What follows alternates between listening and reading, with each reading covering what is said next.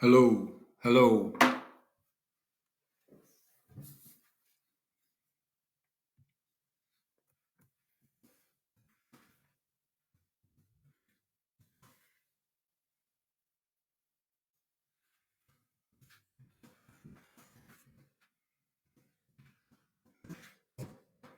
hello, hello.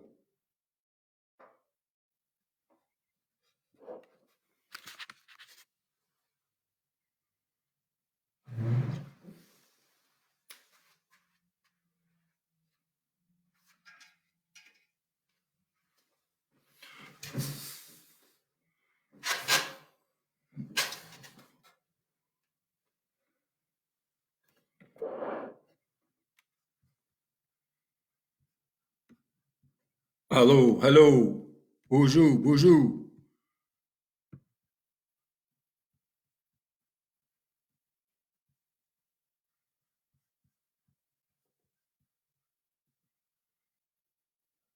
All right, let me know if you can hear me.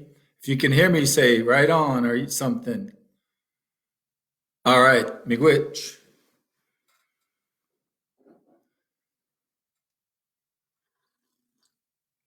My first time ever doing something like this.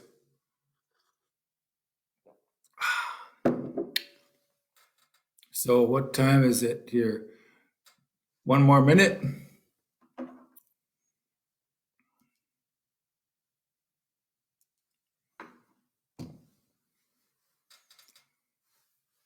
Take my glasses off.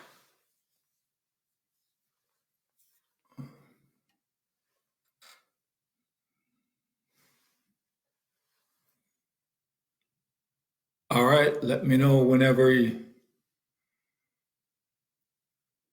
give me the thumbs up when you want me to get going.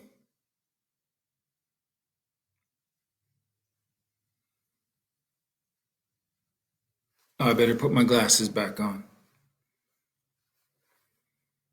There we go.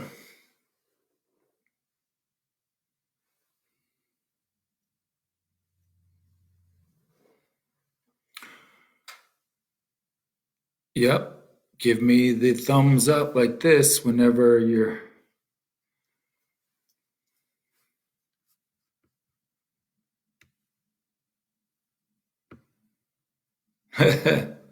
Miigwech. Oh, all right. Sorry. I had to scroll that thing down and see. Uh, I never did this before, so this is my first time doing it. I'm not sure where to look or whatever, but um, my name is Devery and I'm an alcoholic. And I'm honored to be asked to be here today, tonight, and do this. Uh, Maingane Indigo, Wabashka, King and Donji, Minawago, um, Migazi Du Dayem, and Maingane Indigo. Devery Fairbanks is my name. And my sobriety date is February 22nd, 1982. And I'm very grateful. I'm a very grateful, sober person. And yeah, I have a lot of gratitude and a lot of love for the program. And I know there's a lot of uncertainty in the world and all of that. So I think this is good that we're doing stuff like this, sharing like this. My story. Let's see. I started drinking when I was about 12 years old, I would say. And I was one of the people that was on the relocation, Native American relocation of the 1960s. And we lived in different states. We lived in Ohio, we lived in Cleveland, we lived in Milwaukee, we lived in San Francisco, and we also lived in Cedar Rapids, Iowa, and Minneapolis. And between all those times, we lived in mostly in around Cass Lake, Leech Lake area. Also spent a little time on my own reservation, White Earth Reservation, up around Natawash, Twin Lakes. Stayed with relatives over there on my dad's side. But I grew up in a when people did a lot of drinking and smoking and swearing and fighting, and you could hear furniture banging around when people were fighting, and us kids would get scared. And I remember thinking that when I grow up, I'm never going to drink, I'm never going to smoke, I'm never going to be like that because I saw people crying and all that, and really, you know, awful scenes. And but by the time I was 11, 12 years old, we used to steal beers from the drunks, from the people drinking, and there was beer parties at every house pretty much. Anyway, we would steal beers from them and go outside and drink them. And pretty soon we started stealing cigarettes and going outside and smoking them. And pretty soon we're taking people's car keys and driving their cars around and bringing the cars back. And a lot of times they didn't even know that we did that, or they even forgot where they parked their car, so we never got in trouble. Um, and then I just kept on drinking then when I was about 12, 13, and ran away from home, got put in reform school, dropped out of high school a few times, managed to graduate from high school when I was 19 years old, a year after everybody else did, all my friends. Well, the ones that went to school, I should say. I went to high school at South High School in Minneapolis, and did lots of partying, smoking weed, dropping acid back in the 70s, 80s, well, mainly the 70s. And went through lots of stuff, um, just going to bars and all that and things like that. And I didn't know anything about spirituality then. All I knew was drinking and partying. And I never, I went to powwows, but we just went there to drink. In those days, you could actually drink at the powwows, and we'd go, you know, raise cane at the powwows and stuff. Um, not not a cool thing to do now that I think about it. But um, and then I end up getting in trouble, put in jail, and pretty much in jail, detox, places like that. And I was really young to be in detox. I remember being in detox for the second time, and an old timer said, "Man, you're young to be in detox. What the heck are you doing in here?" And I must have been a bad drinker because I also lost my driver's license twice. And the policeman said, it's rare for someone to get two DUIs. You have to drive around drunk quite a bit to get caught twice with the DUI. And that really messed me up. And because I was a macho guy and I wanted to have a driver's license, I wanted to have a car, and I was too proud to have a job if I had to take a bus. I thought I want to have my own wheels and stuff. Otherwise, I don't, I had all this false pride. So I grew up with like that, and put on a show, put on an act, did a lot of fronting, showboating. Actually, though, inside I had lots of pain. I had lots of pain from different types of abuse, sexual abuse, and physical abuse, and um, mental abuse, whatever. All I guess, a typical dysfunctional childhood, I would say, and just lots of. I didn't feel happy. I didn't feel good. I didn't feel. I didn't feel like I was. I didn't have a lot of self image or self worth or self. I didn't even have self-control. I would do crazy stuff. Back in the day, remember we used to put a cigarette, we'd be smoking, we put a cigarette in our arm like that. Whoever pulled their arm away first was a PUSSY. I don't remember if you know if you guys did that. We used to get those 6 packs of cans of beer with the little plastic rings, and we'd try to break those like that and try to be tough and whatever and dumb stuff like that. I guess I did all that, whatever things that we did. But I was homeless also. I remember being homeless. I was at the bottom of my rope. I lost my job, my car, my apartment. I didn't have anything, and I was on the street. And my mom and them moved up back up north in 1980, and I was on the streets from then on until I sobered up. And I remember going to old houses where we lived around Minneapolis, and they would have particle board or you know, what do they call that? Plywood or something on the windows. And I remember crawling in these abandoned houses and sleeping in there. And I remember just feeling kind of down and low and like looking at my life. Here I am stealing food from grocery stores, homeless, going to the blood bank, buying a 12-pack of beer and a couple joints, um, sleeping in abandoned houses. That was my what I was doing my whole life, and it wasn't any kind of life. But even as an adult in my 20s, I still had peer pressure with my friends. My friends still, said, "Let's go party, let's go drink, let's go get a case of beer, whatever." And it was hard to break away from peer pressure, even in your 20s, from your buddies.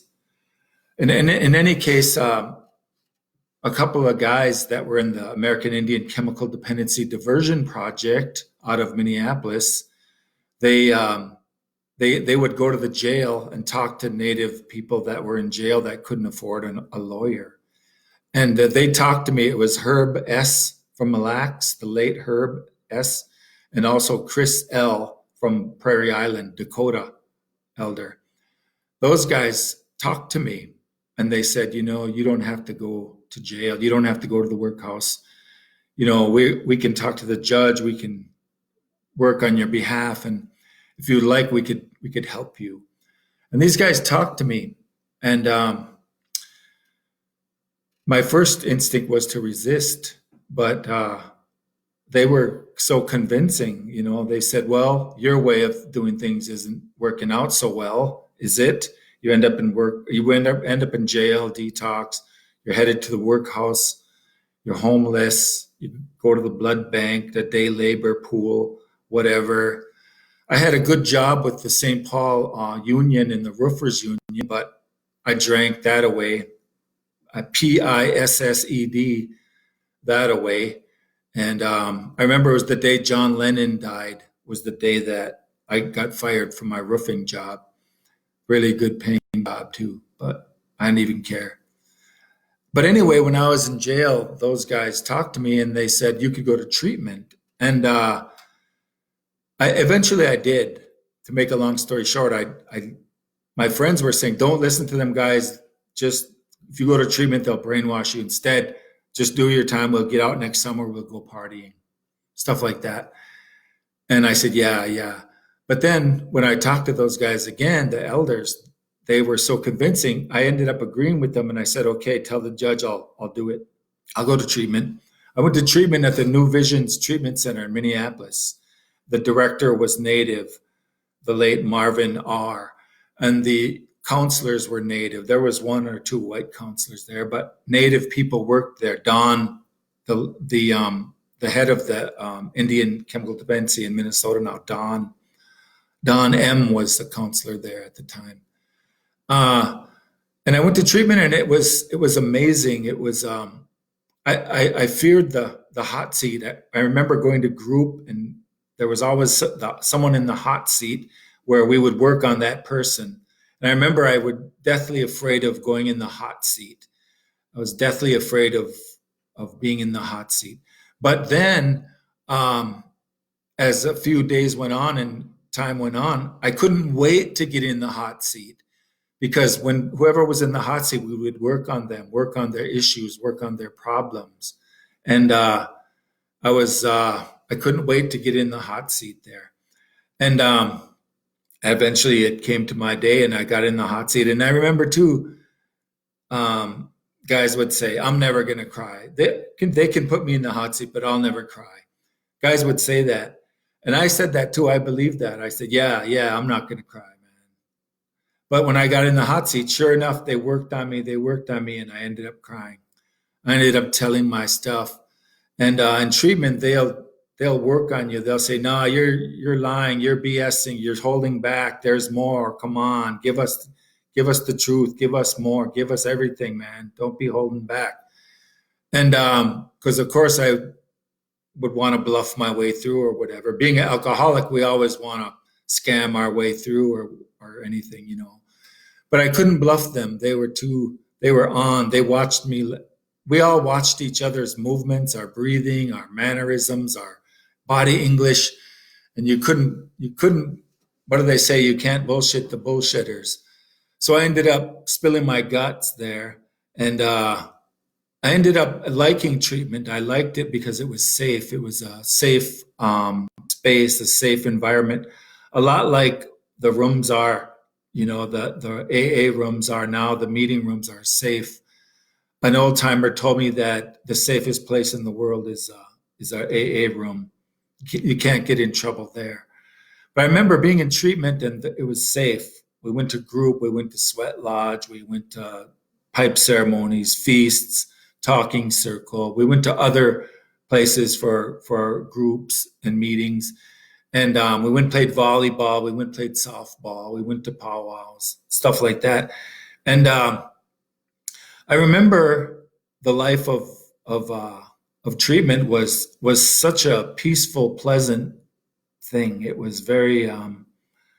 I wasn't used to it. I wasn't used to the calm and the quiet of it, and I liked it. I enjoyed the peacefulness of it, and so I stuck it out, and I graduated. Did my fourth step, my fifth step. The fourth step was you know, the fourth step is hard to do. You got to write out your character defects. You got to take your own inventory, and you got to share it with your counselor, and your counselor knows if you're holding back, if you're jiving or BSing. So the fourth step was a lot of paperwork. I don't know, a lot of pages. I did a lot of writing. Excuse me. And then I did my fifth step with the late Reverend Marvin R. from South Dakota. He was a great counselor. He was the director of the program. Excuse me. Um, and I did my fifth step, and then I graduated. I went to halfway house at the place called AIS, American Indian Services in Minneapolis. Ironically, the place was right next door to PV Park, where a lot of winos drank at, and I even drank there myself. And also there was a liquor store right on the corner by the parking lot there. I remember walking through that parking lot early in the morning, coming from some house where I was passed out at. I remember walking right by that place. Anyway, I stayed there. I learned a lot. I learned a great deal. Um, you know, I learned about the red. That's why I continued on with my teachings of the Red Road, the seven grandfathers, the seven values, the grandmother's values of humility. The main one was humility. Had to knock down the macho, had to knock down the badass before I could really strip myself down to being a new person, a new a new man. And I did that. I stuck with it. The people welcomed me. I remember my first ceremony, and the native people there. They were singing. They had a drum. They had a pipe, and they welcomed us. The leader said, he said, we something like he said, we welcome you. Welcome to the circle. He said, we don't care where you came from, what you ever did in your life, whatever crimes or sins you committed. We don't care. The important thing is that you're in this circle now, he said, and we're welcome. And we're gonna not gonna go anywhere, but we're going forward, he said. And I really liked that. I liked that a lot. Put me at ease, took a lot of 1,000 pounds of weight off my shoulders when he said that. Because I was a little nervous, here were these guys were real Indians, they knew their language, their songs, they had a pipe, they were, they were awesome. They were serious people. They were, welcoming people. Um, they had it together, I guess. And I really enjoyed that environment. It was so safe and it was different from anything I ever knew because all I grew up in it was places where there was yelling and screaming, fighting and drinking. I didn't really grow up in both my parents drank, so um, you know, we were kids home alone a lot and stuff, fending for ourselves. So I didn't have a lot of nurturing or kindness or really not a lot of love in my life, I guess, as a kid.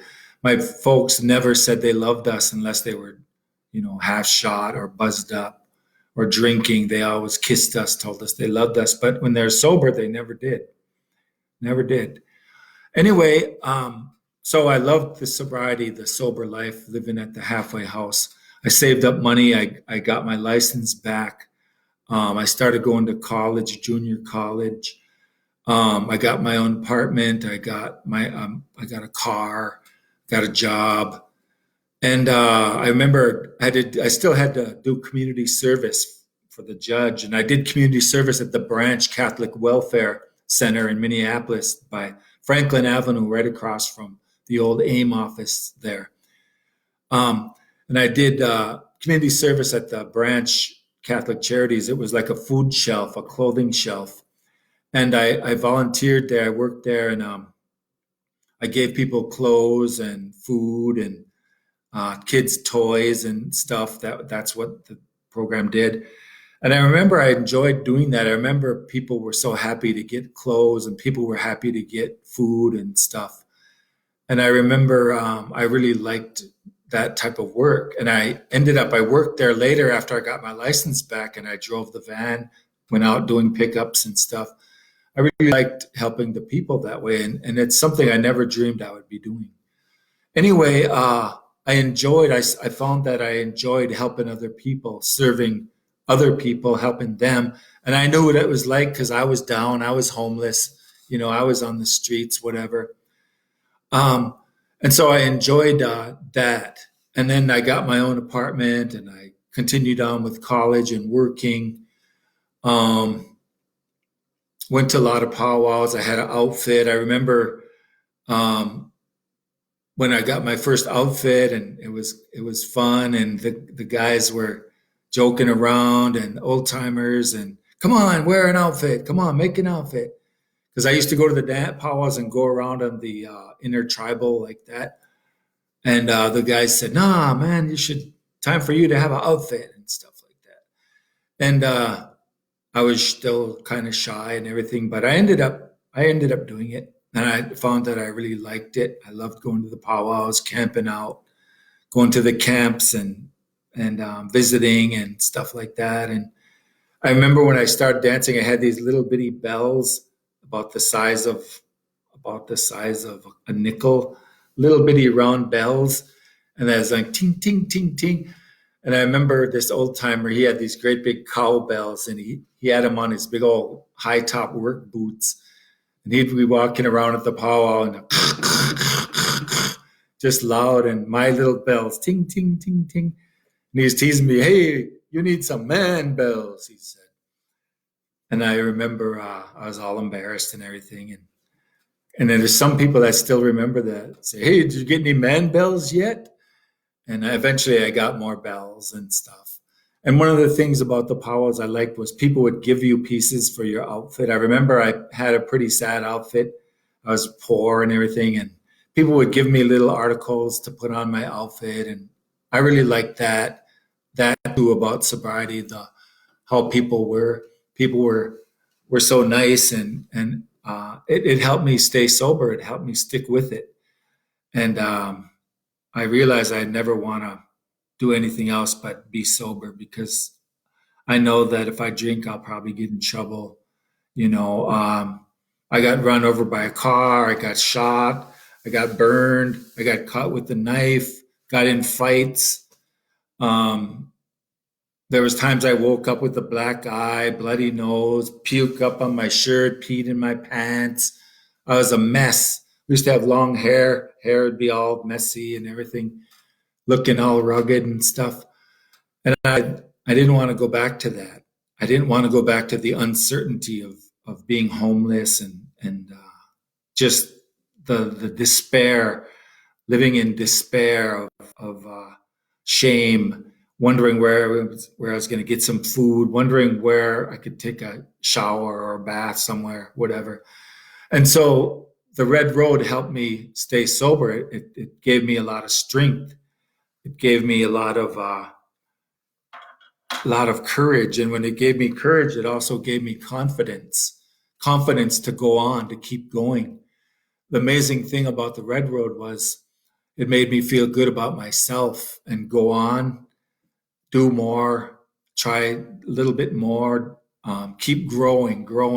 And that's what I did. I just kept going and growing and all the time doing that, I was healing inside, healing.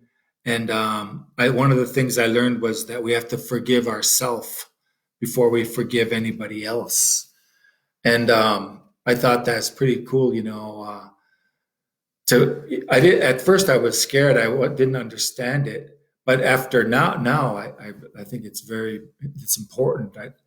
It's really. I ended up. I said, okay, well, I'll forgive myself, and it was kind of a process, kind of like a grieving process to go through. You kind of do it when you do your fourth step. You take your inventory. You have to forgive yourself, and you have to. That's why the fourth step is hard. You have to look at yourself, and that's not easy to do. It's not easy to admit your faults and your shortcomings and all that, character defects. But so that's what I did when I grew up, you know, on the wrong path, and I ended up on a red road, which is the right path, of course. And it's been many years now since I've been sober, and I work in education. I've been helping students graduate, reach their goals for a long time, over 25 years. Besides education, I also do volunteer stuff with chemical dependency, like the thing we're doing tonight here, for example. But I've always had my first love, I guess, was chemical dependency. I wanted to go to be a counselor, but I ended up switching to education, and I've been in education now for a long time, faculty member, um, and I help students reach their goals, and I talk to them and listen to them, and I want them to succeed. That's my whole job, and I like doing that. I like seeing people succeed. I like seeing people walk up on that stage feeling good and holding their diploma with their cap and gown on, and you know they know they did it. They know they did it, and they met their goals and stuff. Anyway, so I still have the same job. I've been at my current job for over 10 years now, and if I didn't like it, I wouldn't be doing it. And so I've been doing that a long time, and sobriety is great. It's brought me all around the country, Canada, Mexico, met lots of people, learned a lot from people, went to Standing Rock. I met beautiful people at Standing Rock. I went to Standing Rock 3 different times with 3 different groups, and we always camped out at the same spot. And the people I met there were beautiful people, and that's why I kept going back over there in 2016 over there because those are the type of people that grew up with in on the Red Road. The people that think that they, they're thoughtful people, they're loving people, they have a worldview, they have a vision, they have, they're doing meaningful things with their life. I guess I could say I'm doing meaningful things. I remember when I wasn't doing meaningful things, when all I would do was drink and waste my days and nights partying. So I like talking with people, meeting people, and I like going to events and stuff. And I like to share with other people and learn from other people. And yeah, it's been a great life. When I first started out, I thought sobriety would be boring. I thought sobriety would be, super duper boring, and I didn't want to do it. I thought, I still want to party. Partying was fun a little bit. It was fun, but I overdid it, I think, and I way overdid it, and it began to not be fun. But at the time, I thought sobriety would be really boring. But sobriety, I'm busier now than I ever was when I was drinking. Sobriety brought me to meetings, seminars, conferences, workshops, ceremonies, sweat lodges, traveling around, just learning so much, going to roundups. I really like the roundups. Um, I've been to a few different places, really nice. Yeah, I guess my family is the Red Road people, and some of my family sobered up. My younger brother's still sober today, over 20 years. He's doing great. He'd got a double lung transplant a year and a half ago. He's still hanging in. He's doing good. He's working, stuff like that. But the others in my family didn't make it. They just continued using and stuff like that. And so I have a lot of gratitude for sobriety. I I think of I used to hear that American Indians are wise, American Indians are smart, and American Indians are intelligent. And I used to hear that, and I used to hear we always should listen to our elders. We must respect our elders. We must pay attention to our elders. I used to always hear that. And that was one of the things that convinced me to listen to the guys when I was in jail back in, was it, I think it was in 1981, Hennepin County Jail.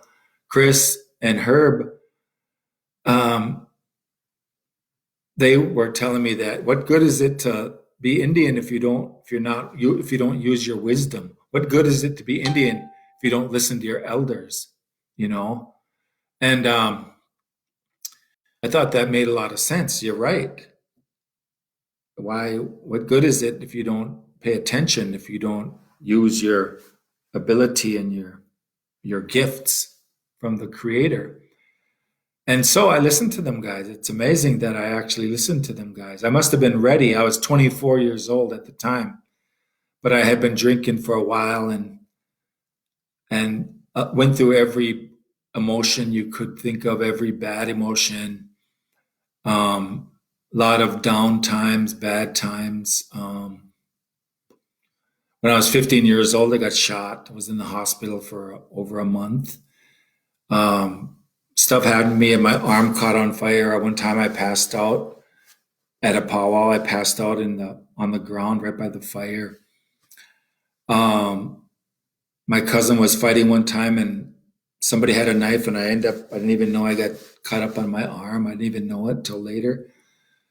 Just one time, my boss ran me over with his car, and not my boss, my my softball coach. I asked him who that woman was he was with. He said, "Never mind," and he floored it and ran over my foot. And I looked down, and the top of my shoe was gone, and my whole foot was black with rubber tire marks on it. And I was hopping around. Awa, awa. That was outside of a bar. And I don't know, just a lot of crazy things. As you guys all know, the things we did, the many long nights. Some nights were fun and some nights were just long nights, I guess. Um, and so life is good right now. I've learned so much. I've got so many values. I've got so many blessings. I've got so many gifts. Um, I like, you know, interacting with people. Um, I wouldn't trade it for anything. Um, I wouldn't trade it for anything at all. Um, and I look forward to going to new events, different doings, and stuff like that. You know, too, right now, there's people are staying home and we have the uncertainty of this pandemic. And I guess, you know, it could make you stir crazy or have cabin fever or something. Um, One of my classes, I do a physical fitness class, I do gym class. And one of the things we do in classes, we do yoga. And we do this thing also, this aerobics thing called res aerobics. It's a online. You could see it on YouTube. Res aerobics. It's a aerobics class, Native American aerobics class, and it works for people of all ages and sizes. It takes a lot of stress off you. You could do it with your kids. We do mindfulness yoga with we breathe and we relax and we clear our mind. We stop. We focus. We get it together. Pull ourselves together. We we use that to relieve stress. We use that to center ourselves. And right now, I think that would be good to do is to do some yoga. You could do it with your kids. You could go online. There's plenty of videos. You could look at res aerobics. There's native yoga too. There's a Niji, what's his name? Uh, Plummer. His last name is Plummer, um, from RL. He has a yoga. He does yoga. He has a video too. What is his name? Anyway, right now, you know, the way the world is going, we have to be healthy and stay sane, stay sober. And it really irks me that one of the essential stores still open is a liquor store. What is that? I don't get the thinking behind that. What do you guys think of that? I think bringing more liquor in the house, in the home, would cause more violence and more trouble, and kids would be scared, and children would be traumatized. Alcohol in the house, there could be more physical abuse, sexual abuse, you know, verbal abuse. I don't think that's right to still let people have liquor stores open because all it'll do is hurt the children. The way I grew up in houses full of drinking, fighting, it was very traumatizing. And I said I would never drink, but I did, you know. And anyway, uh, so right now, I hope everybody's doing their best to stay healthy and their best to take care of themselves. You know, read the big book, call your sponsor, smudge, use your tobacco, do these online meetings, call your bros, call your sisters, love each other, um, go outside with your sema. Um, excuse me. Yeah, we're the strong ones, though. We're gonna make it. You know, us guys, us people on the red road, the people that meet in our rooms, we have it inside. We have the inner strength. We have the intestinal fortitude. We have the inner resolve to keep ourselves together. We're here and we're the ones helping other people. You know, those guys down in Mille Lacs, the ones that started that the squad. That's great. That's spread out all over now. Really awesome. Um, those guys are strong and they're spreading. hope and spreading love and all that all over Indian country. And we even have non-natives I see in some of the groups. The our ways are powerful. Our ways have appeal. What is Mishkazi Magadima Nishnabe Bimadazi when the Indian ways are powerful. The Indian ways are useful. Mishkazi Magadima Nishnabe Bimadazi when I've learned a lot. I have a lot of gratitude. I'm grateful for so many things. You know, I'm in good health. Knock on wood. I'm lucky. I get to teach classes. I teach native studies classes. I teach physical fitness classes. I teach nutrition. I get to do stuff that I like to do, that I love to do, and I like to, and I get to go and visit people, and I can drive my car down the street and not worry if the police are coming, and I don't have to worry if the police are going to knock on my door. There was a time in my life when I kind of had a sixth sense. I could tell if the police were behind me. I could tell just by the brakes of their car. I could tell if the cops were coming. It's funny.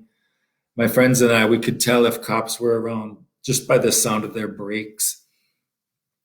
And anyway, I have a lot of gratitude. I have a lot of humility. I think that's the thing that's going to save us is the humility to strip ourselves down to our barest. What do they call in math? They call it the lowest common denominator. We reach bottom. We admit all our faults and admit all our shortcomings. Admit our, too. That's another thing. I learned at a roundup. This guy talked. His name was Woody, and he talked about his fourth step. His counselor had him write a fourth step, and he said, whenever you have doubts, whenever you have worry, whenever you have to make a decision, whenever you're undecided and uncertain, run it through the fourth step. If I'm going to switch jobs, should I buy a new house? Should I get married? Big decisions, run it through the fourth step. If you think you need a meeting, dig out your old fourth step and look at it. Look at your inventory. Maybe even add more to it right now. You could go online, hazelton.com. They have four-step workbooks, four-step primers, four-step worksheets, pages, and those help. You can sit home and do some writing. You can work on yourself while you're at home now with this. They'll mail you the pages, and I really like that. I still got that disc too. I bought that disc at the Roundup, Woody's disc. I would love to share that with people if I could. Anyway, that's a very useful speech that he made about our inventory, about our fourth step. That'll keep us sober because that'll keep us humble and keep us grounded, keep our feet on the ground and know what we're doing and keep us centered. And that'll keep us strong. If you keep yourself centered, you'll be strong. There's so much. I just met so many awesome people. I met so many amazing people in my days on the Red Road. One of the things was when I was young and first sober, the guys would they'd take us to Sweat Lodge and they would put us to work. They'd have us hauling water and chopping wood and raking and sweeping and putting up the stuff over the lodge and helping with the tarps and all that and helping with the grandfathers and smudging around there like that. And they put us to work helping. And by doing that, we didn't stand around or sit around. We didn't have too much time to have self-doubt. We didn't have too much time to worry about anything because I remember them putting me to work and having me. I remember when I got my license, they had me driving a lot. And I took to it. I participated in a lot of things, whatever I could. I'd rather be out participating than sitting around at home. I remember if I sat around at home too much, I would think too much. And one thing about a user, about a alcoholic, is you don't want to sit around with too much time to think. So one of the big things that strengthened me and healed me was that they invited me to help. They invited me to participate and join and be one of the group, one of the team, or one of the people. And I stuck with it, and it was a great attraction. It was peaceful. It was great. I've been going to this Sundance too, the past, I don't know, 6 or 7 years, I think. And the Sundance is, the reason why I go. I'm not a member. I mean, I haven't been one of the Sun Dancers, but I go to help as a supporter. And the reason why, what I like about the Sundance is there's 4 or 5 days when there's no swearing, no cussing, nobody quarreling, nobody arguing, no ugly scenes, no awkward scene. Everybody's, peaceful and pleasant and helping each other, pulling for each other. Everybody's praying, dancing, singing, using their tobacco, helping each other with the food, helping each other with the water. And that's why I like going to the Sundance. And they would say, bring some new people next year. And I would always try to bring somebody the next year. Last year, I brought my nephew who was coming off a divorce. He was in the military for many years, and he just got out, and he got a divorce, and he was down on his dumps. He gave away his truck in the divorce. He didn't have no wheels.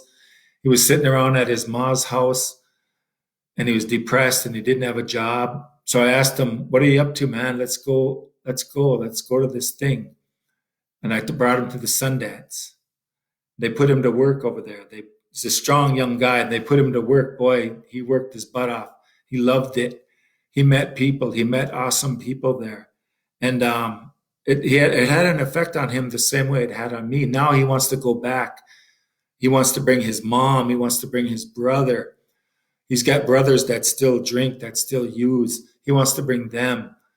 And he's got a new girlfriend. He's got a new job. He's got a new truck. He's doing great. And I was so glad to see him, go to the Sundance and get a lot out of it. And I remember it was really raining and muddy there, and it was cold. I said, "I'm sorry, man. We were sleeping in a tent and everything. We were getting wet and everything." He said, "This is nothing, man. I was in Afghanistan. I was in Iraq, camping in a tent over there. This is nothing. No problem. Don't worry about it." And he was a great camper. He knew how to put up a tent in 2 seconds. He could do everything with a camp. Anyway, stuff like that. And that's what keeps me going. I remember going to so many awesome events, awesome doings. I'll just tell you about one more thing that was so healing, and that was a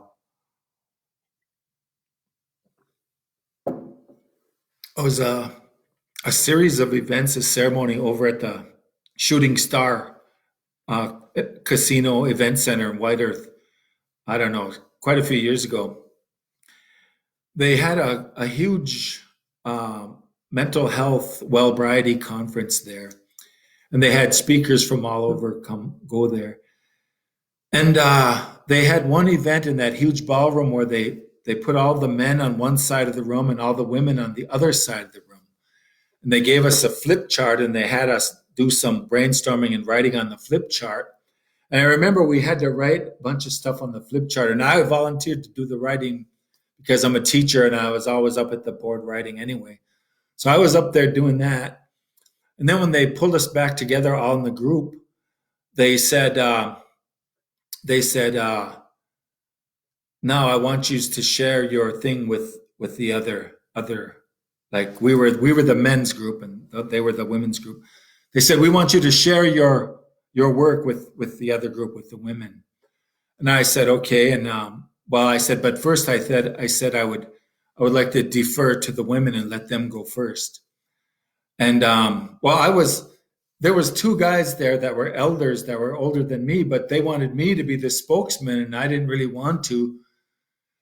But I didn't want to say no to them guys, so I did. And so I was kind of the spokesman, and I said, okay, we will defer to the ladies. Let the ladies go ahead first.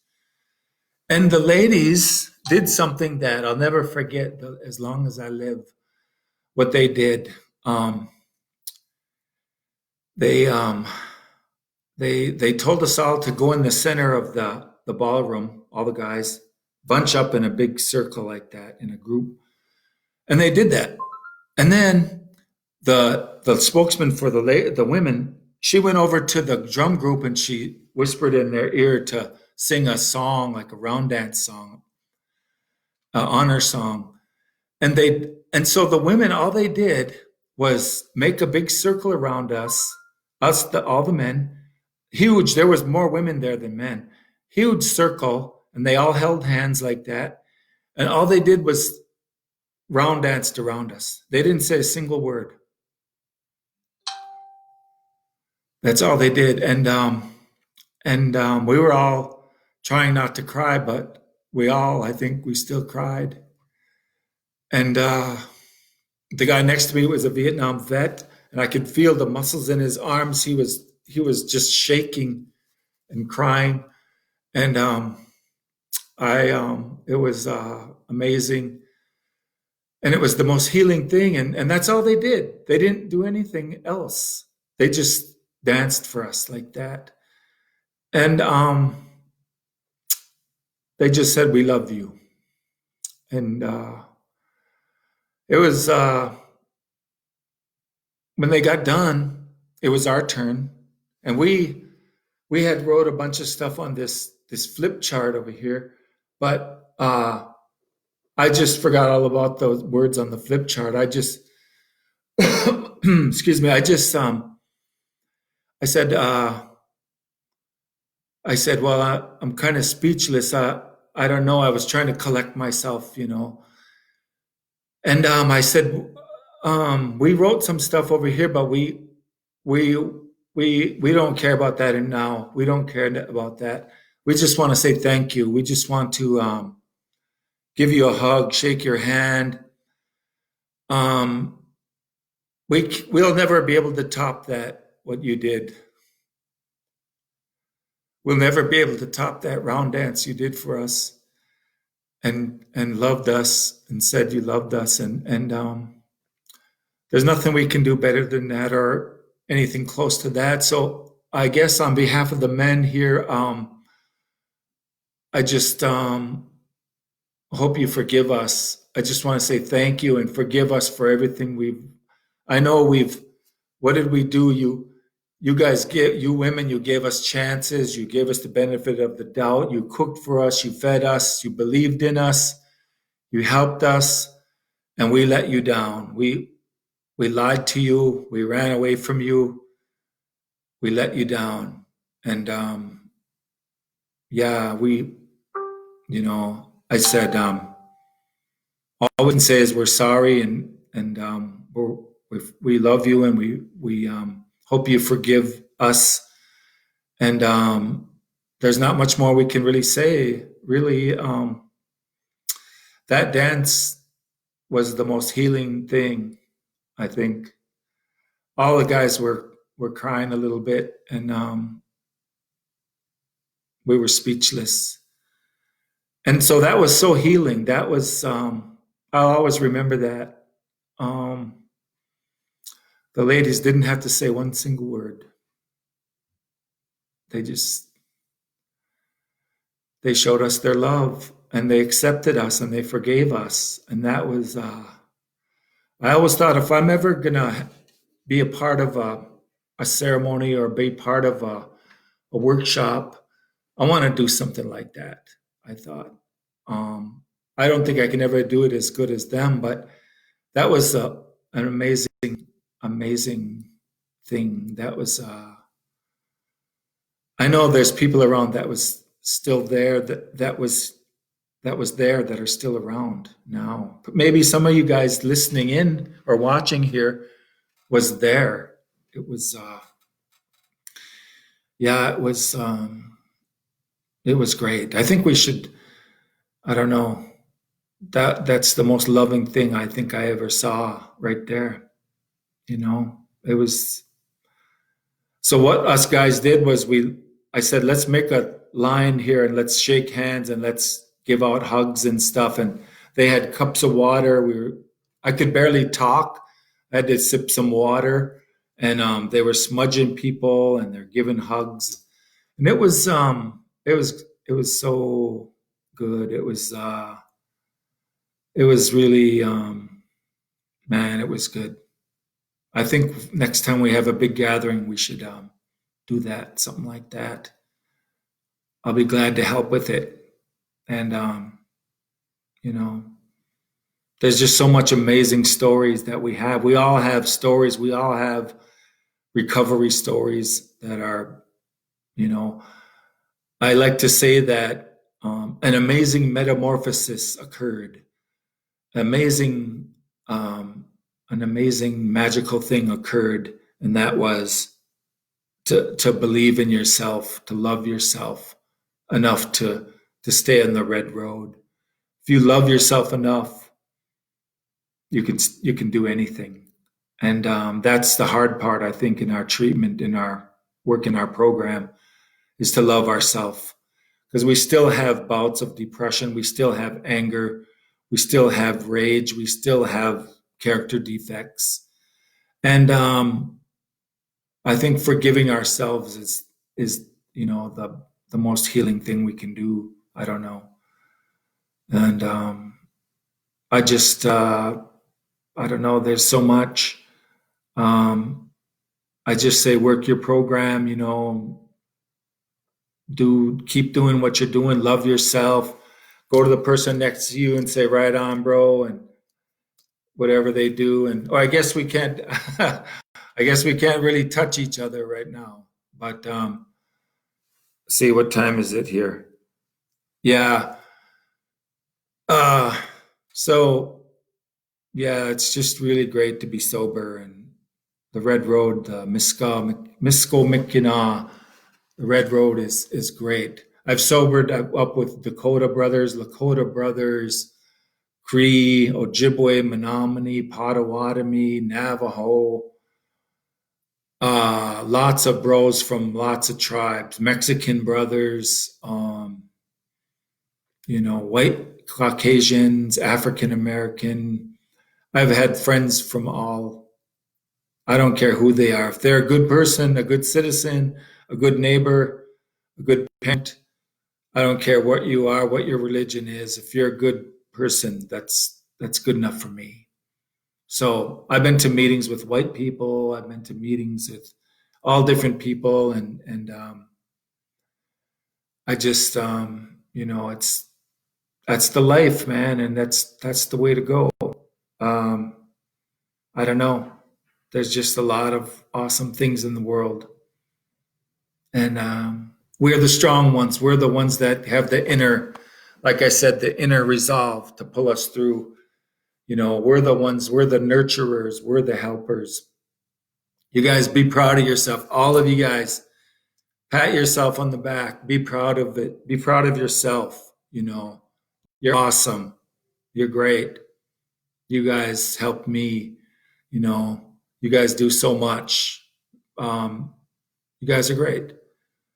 Um, pray, pray and give thanks and be humble and whatever way that you pray,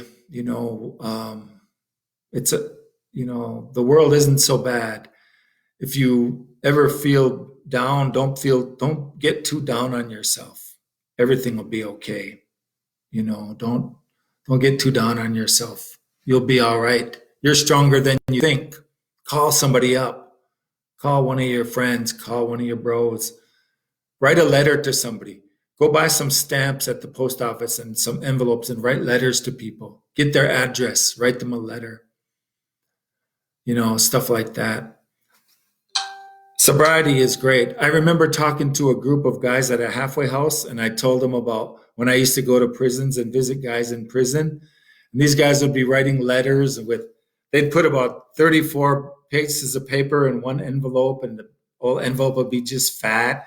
There'd be hearts on there and kisses and all these awesome little drawings. And these guys could write pages and pages and pages, do these beautiful drawings and sketches and everything. And I remember talking to the guys at the halfway house about that. They were just laughing and they're saying, "Yup, yup, yup, that's crazy, man."